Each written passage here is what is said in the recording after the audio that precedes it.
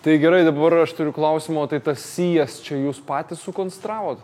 Pati sija atkeliauja tokia iš gamyklos, mes tik tai įrengiam papildomus sustiprinimus ties atramom, arba jeigu sija būna, va čia matot papildomą plokštę, kur yra didesnės koncentruotos jėgos ir reikia sustiprinimo, tai ten mes jau statybvietėje klijuojam šitas plokštes. Pastiprinat, kur reikia, ne? Supratau. Taip, čia įrengėme stogus, tai sumontavo medinę konstrukciją ir įrengėm kitur ant gelžbetoninių stogų apšiltinimą jau iš polisterolo ir uždėjom PVC dangą ant viso stogo. Ok, tai dabar čia bus sekantis momentas, kaip jau čia prieis tie statybos darbai, bus dedama vata? Taip, ir garo izoliacinė plėvelė.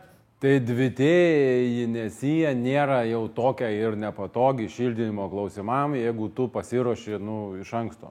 Pavyzdžiui, yra steiko sijų speciali vata, tam sukurta, kuri yra vatos juostelės ir turite lygią plokštumą ir galite vatą dėti. Panašiai buvo konstrukcija tarp sijų ir kažkaip dėjom vatą. Tai pas mane ne 40, o 35. Tai.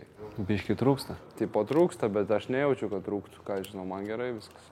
Svarbiausia, kaip žmogus jaučiasi, o kiek ten tos vatos, tai gal nėra taip ir svarbu. Pas mane tai nėra vatos iš vis. Iš prieš vatą.